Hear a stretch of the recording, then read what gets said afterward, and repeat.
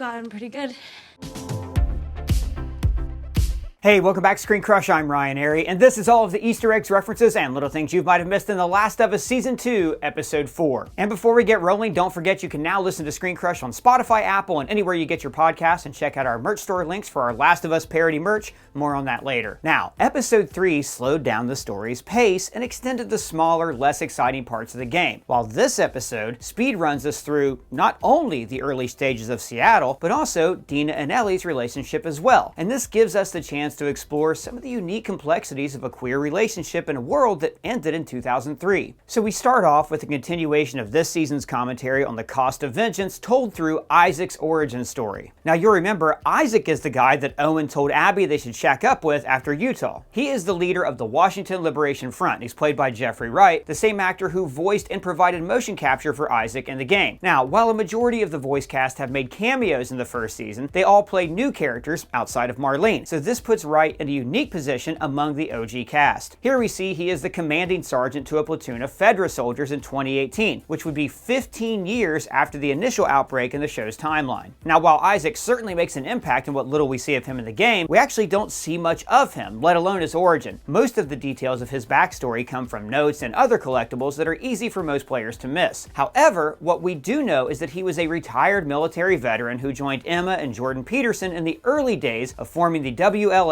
and overthrowing Fedra. We didn't necessarily know that his military service was for Fedra, but HBO seems to clarify this. The game tells us that the WLF was formed after citizens began speaking out about Fedra's fascist rule over the Seattle quarantine zone. Now, after Fedra turned a peaceful protest into a violent one, the WLF overthrew them in a massive militia counterattack. This forced the remaining Fedra forces to retreat, but the WLF cut them off and finished the job, which seems to be the moment that we can see play out in this scene. Initially, the Fedra bucketheads are pretty cocky and show us just how quickly the government descended into fascism. They tell a brutal story about one of their fellow fascists, Greenberg, killing voters for distributing pamphlets. One of them asks, WLF stuff? I thought it was. Turned out later it was some religious crap. So that's the weird whistling Joker cult from last episode, right? The Terabytes? The Seraphites, but close enough. So this small clarification shows that not only have the Seraphites been around Seattle just as long as the WLF, but that they were also once united by a common enemy. And one thing I love about The Last of Us is it shows us just how hard it used to be to travel like anywhere. In the show, and a couple of hundred years ago, traveling across the United States takes months, but today it can just take a few hours. And knowing this makes me appreciate how much fun I have when I travel around the world. Wait, you've been around the whole wide world? Yeah, man. I've been to Scotland, Paris, Westeros, Italy, and now that spring is here, I hope a lot of you get to plan your own trips. And let me tell you guys, traveling to all these places used to be a huge hassle for me. I would land at the airport, buy a local phone, or buy a phone card or a SIM card, or just pay the phone company huge roaming fees. So trust me when I tell you that Saley eSIM is the way to go. If you want to start traveling this year, you need this app. Everywhere I went in the Scottish Highlands, I could use my phone to watch videos, play games, and best of all, stream my experiences on social media. Also, it makes it easier for me to work because I can stream and upload anywhere. So here's how Saley works. You download it from the App Store and you activate it before you even arrive at your destination. That way, you have internet as soon as you land. You choose your data plan and then make sure you apply our coupon code ScreenCrush for 15% off. That's our exclusive discount. And then you can make calls, use the internet, and it makes traveling so much more fun and stress-free. Saley is so easy, and all the plans are compatible with iOS and Android devices. And in case you have trouble connecting, they offer 24/7 support and a full refund if your device is not eSIM compatible. Saley is so easy and so affordable, it is like bringing a little piece of home with you on your trip. So, to get our exclusive 15% discount on Saley data plans, use our code ScreenCrush at checkout. Click the link below or scan this QR code. You will not regret it. Now, back to The Last of Us. This is when the van hits a blockade in an area already clearly marked as WLF territory, as we can see by the writing in the windows. This is where we meet Hanrahan, a new character introduced by HBO, played by Alana Ubach. Now, we don't exactly know what's in store for this character. However, she seems to take influence from Emma Peterson, one of the early leaders of the WLF. Then, like a complete sociopath, Dixon takes out an entire van full of fascists with a couple of grenades, sparing only the new recruit, who seemed to be the only one other than him who had not fully fallen into this system. This leaves the new recruit in complete shock, but the moment will go on to solidify Isaac as a hero to him. But why didn't he just watch him blow up a van full of people? Yeah, Doug, but as the juxtaposition from the Fedra's agent's cruel joke points out, Isaac seems clearly justified here. The small amount of context this scene provides suggests that the WLF began as something noble. It was a revolution aimed at restoring power to the people and overthrowing the authoritarian abuse of power. But, as we see later, the nobility of their cause clearly gets away from them and makes them just as bad as Fedra, if not worse, when Isaac eventually does get to power. In a way, the situation is a mirror to Joel's own moral paradox. Now, while his actions in Utah seem justified from a viewer's perspective, they certainly aren't justified from Abby's perspective or any member of the Salt Lake crew, which is the same dynamic that we see played out here with Isaac and the Fedra agents. Just like Joel, the echoes of Isaac's action and their impact on those who look up to them end up defining their apprentice's moral choices as well. While Joel's actions define Ellie's quest for vengeance, Isaac's actions here do the same for his new recruit. Now, ironically, the only reason Isaac saved him in the first place was because he hadn't fallen into Fedra fascism yet. But in the end, he becomes just as much of a bootlicker as they were, but more on that later. Now, after that, we move into the intro, which bears the same somber update as last week's episode, with Ellie walking the loneliest road she's ever known, like the Green Day references she made in the last episode.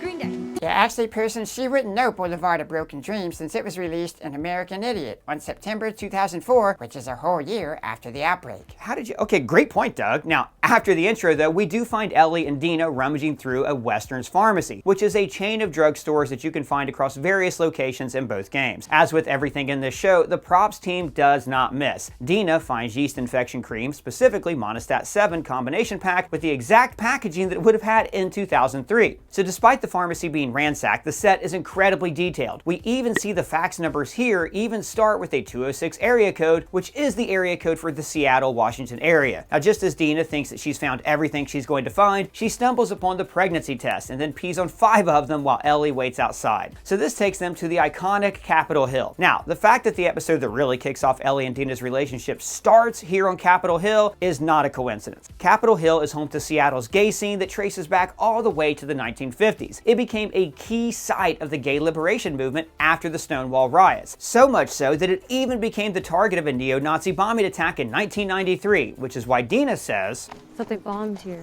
Now, given that the attack occurred 20 years before the pandemic started, it would be easy to confuse with the rest of the chaos that occurred during the initial outbreak. However, what's really interesting though is the fact that while they know about the neo-Nazi bombing, they have no idea what the rainbow flags were for. See, you have to remember what the world looked like in 2003. This was 1 year before George W. Bush's re-election, when the top priority of the Republican Party was preventing gay marriage. It was a different time. Capitol Hill would have been an exception even in 2003, so this may be like the gayest place they've ever seen. Once they reach the end of their Rainbow Road, they discover an abandoned tank, which Ellie goes to investigate as she does in the game. However, the show has her accidentally drop the lid of the tank, so that we know the area is clicker-free for her guitar solo later. After Ellie describes the burnt skeletons in the tank that we see in the game, she goes into a speech about the 3 astronauts who perished on Apollo 1. Now, as we've mentioned multiple times in our breakdowns, Ellie has always dreamed of becoming an astronaut and has actually recently brushed up on her own Apollo 1 knowledge during a visit to the museum with Joel. Now, we haven't seen this scene in the show yet, but I'm sure we will in a flashback, so we're not going to go into too much detail so we can avoid spoilers, but we do know they visited this museum since she has the hat from their visit in her old bedroom, something that we missed in our last breakdown, and shout out to Lino Quevedo Tinoco for pointing that out. Now, I know we're all excited for The Last of Us to return, but we should also take a moment to remember the fallen with these new designs that we just made for our merch store. We have this Firefly look for the Light Graffiti shirt and this broken watch to commemorate Outbreak Day 2003, Where Were You When That Happened? Or you can choose your faction in the war between Ellie and Abby. You can become a member of the Alpine Clicker Patrol or a member of the WLF. Links for all of these are below, and now you can also become a store member to earn rewards and get free stuff. Now back to the episode where they see the signs from the WLF, which prompts Ellie to charge forward when Dina makes an excellent point. If you paint a sign big enough to be seen from miles away, that means you want people to know that you're there. This leaves them to take shelter in the Valiant Music Shop, which takes us to a beautiful recreation of one of the game's most intimate moments. Ellie is in absolute absolute awe of everything she sees here, and the store is filled with Easter eggs. The records we see include Bob Marley's Legend album, which was a best-selling mainstay in record stores for years, followed by Love Like Andre Previn and Tears for Fears by The Hurting. There are even more iconic bands behind the drum sets, including a poster for Sublime, and this one here is for a band called Your Mom. So the posters on the stairs feature some of the best Easter eggs, including a Pearl Jam poster, one of Ellie and Joel's favorites, alongside a poster for the Burning Man Festival with the 2003 theme,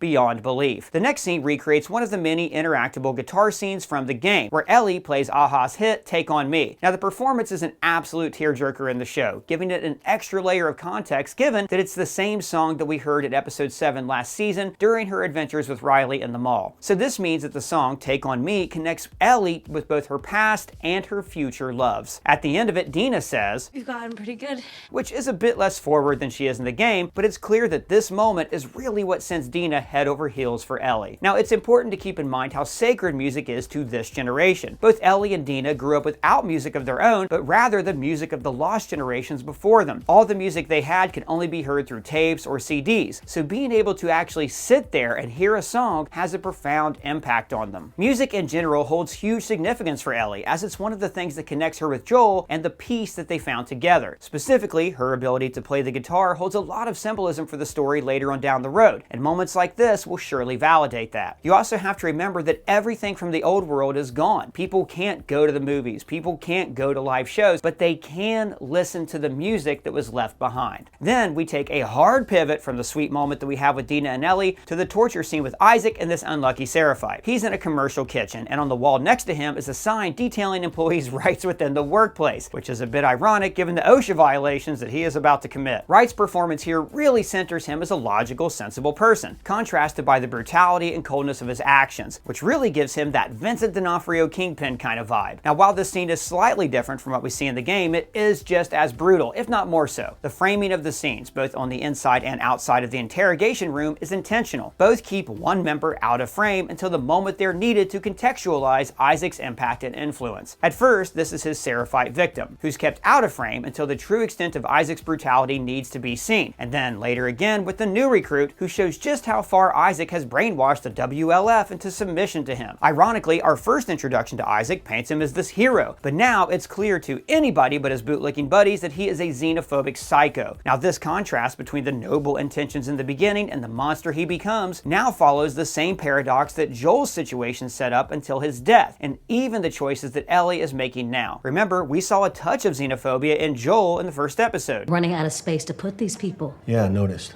Maybe your council stop letting so many of them in. This season of The Last of Us is about this shady moral line, how the quest for vengeance can make a good person turn evil. So the conversation also validates just how long this war has been going on, just as it does in the game, saying, Because you broke the truce. Because you broke the truce.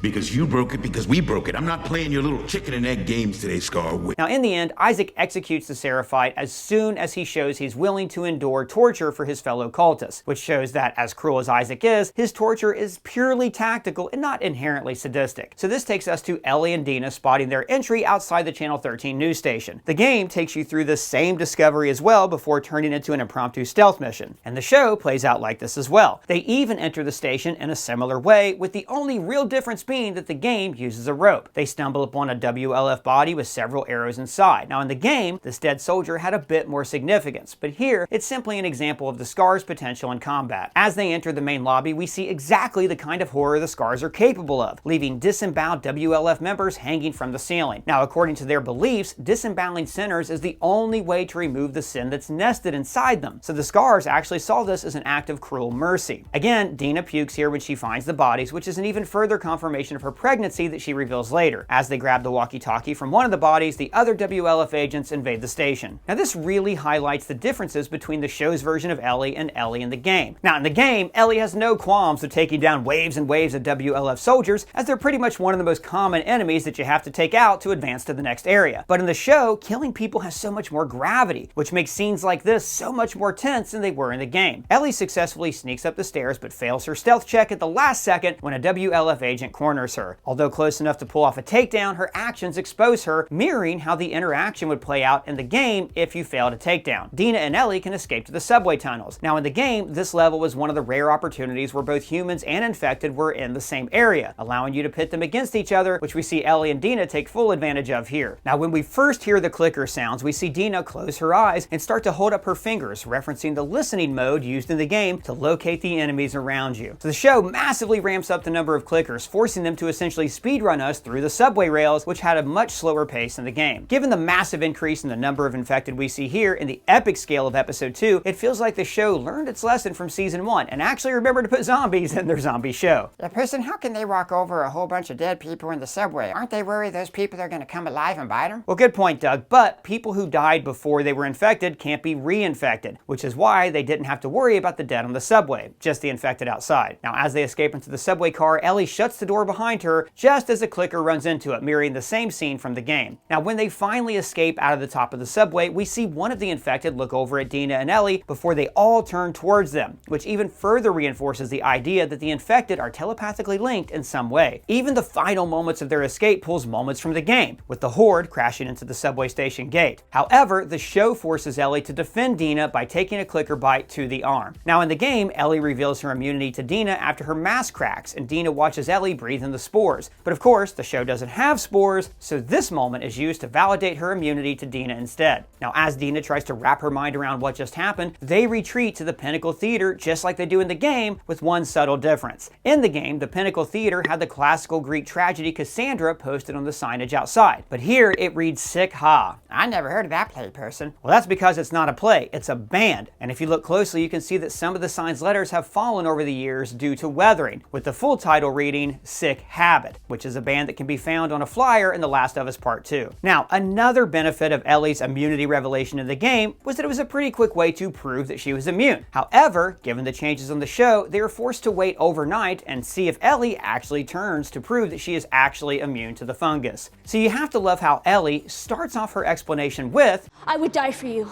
I would. But that is not what just happened. because even though she didn't actually risk her life, she doesn't want to lose the sentiment of doing so. After the scariest nap of her life, Ellie can finally prove to Dina that she is fully immune, which is where Dina confesses that she is pregnant, something we talked about in our last video when we saw her nausea. And we see that reasoning validated later in the episode. Well, person, you did it. You made a prediction. Well, yeah, Doug, but we knew that from the games. At first, we didn't know if they were actually going to go with that aspect of the story, given that she takes shots in Jackson the night she first kissed Ellie. But since the show switched around the timeline by giving Ellie 3 months to heal in before heading to Seattle, there was time to fit it in. Giggity, giggity, goo. And it's a good thing too, because the kiddo plays a very important role in later parts of the story, so I'm glad they stuck to this. And this leads Dina and Ellie to begin wrestling. That's right. So in the morning after getting some jerky, Dina gets a chance to get a closer look at the clicker bite, where Ellie confesses to hiding her initial scars with chemical burns so that she could wear short sleeves. Ellie's bite was something that she had to hide, and while it made her special, it also gave her reason for people to target her. This is why it feels so relatable to Dina's struggles with her queer identity. The show, and this episode in particular, give us the unique opportunity to explore what it's like being bisexual in a world that stopped turning in 2003. And we see that perfectly summed up when Dina explains her mother's initial reaction to her coming out. Now, while episode 3 seemed to be indicating that their relationship was moving at a slower pace, this episode, and this moment in particular, rapidly ramp up the stakes as they go from kissing once at a bar to hooking up and then deciding that they want to live together, start a life together, and start a family together. Her proud polyamorous parent moment is interrupted when they hear gunfire and explosions going off in the distance outside, and the WLF radio starts lighting up like a Christmas tree. Through the radio chatter, they pick up Nora's name, which is one of the Salt Lake crew, which redirects them to their next target. Now, as they get a bird's eye view of the scene from the top of the theater, Ellie and Dina get their first glimpse at the massive scale of the WLF's potential forces. Up until this point, they had no reason to assume that there were many more of them outside of just the Salt Lake crew, but here they are understanding that they are indeed a well-regulated militia, and a well-armed one at that. In the end, Ellie and Dina hold hands as they decide that they are indeed going to go through with their plans, even despite the massive threat that they see in front of them and the fact that we see Dina looking out at the battle scene first before grabbing Ellie's hand. And this shows us the stark difference between this Dina and the one that we see in the game. HBO's Dina wants revenge just as much as Ellie does, and her relationship with Ellie developed because of it, not the other way around like it does in game. In a way, this legitimizes her relationship with Ellie a lot better than the game does, showing it as something much much more complicated than just a random, curious infatuation run wild. It's a powerful ending to an absolutely packed episode. But guys, that's everything we caught in this episode, but what did you think about The Last of Us so far? How hard did you cry during Bella Ramsey's rendition of Take On Me? Any details we missed? Let me know in the comments or on our free-to-join Discord server or on Twitter or any of those other social media sites. And big shout out to Dodd Sites for writing this script. You can find his social links below. And if it's your first time here, welcome to the channel. Please subscribe and smash that bell for alerts. For ScreenCrush, I'm Ryan Airy.